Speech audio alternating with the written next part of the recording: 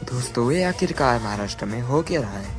पहले राज ठाकरे उद्धव ठाकरे ने एक दूसरे के साथ अलायंस बनाई और उधर देवेंद्र फडणवीस और एकनाथ शिंदे ने आपस में अलायंस बन के बीएमसी के चुनाव लड़े। उसके बाद जब रिजल्ट आया तो बीजेपी को मिले 89 सीट्स, शिवसेना को मिले 29 और उधर शिवसेना यूबीटी को मिले 64 सीट्स। और दोस्तों पर अभी जो ट्विस्ट आया है, एकनाथ शिंदे अब डिमांड कर रहे हैं कि मुंबई में शिवसेना का ही मेयर हो। बीजेपी को अपोज करेगी क्योंकि ज़्यादा सीट्स होने के मामले में उनको बीजेपी का ही मेयर चाहिए। पर दोस्तों इधर आता है बिगेस्ट ट्विस्ट, क्योंकि बिना एकनाथ शिंदे और शिवसेना के सपोर्ट के बीजेपी बीएमसी में अपनी सत्ता स्थापन नहीं कर सकती, क्योंकि मैजिक फिगर को क्रॉस करने के लिए उनके पास और सीट्स कम है और मैजिक फिगर है 114 की।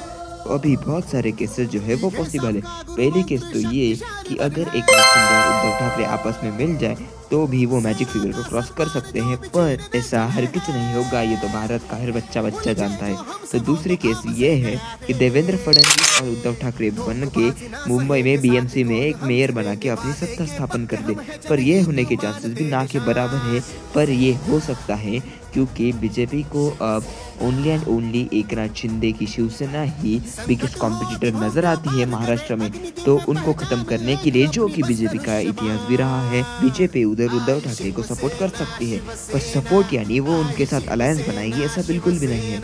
वो उनको मदद करेंगे एकनाथ शिंदे के जो सीट्स आए हैं चुन के, उनको उद्धव ठाकरे के पास शिफ्ट कराने के लिए।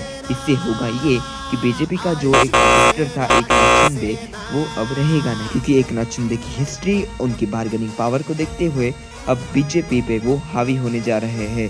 पर अगर हम उनकी थोड़ी हिस्ट्री देखें तो ये समझ में आएगा, कट जाऊंगा मगर झुकूंगा नहीं, इस नारे से जो नेता बना है वही एकनाथ शिंदे है। तो आगे उनके सीट्स को कन्विंस करके यूबीटी के पास लेके जाने का सबसे बड़ा चैलेंज है, और शायद इसी को भी पॉलिटिक्स कहते हैं।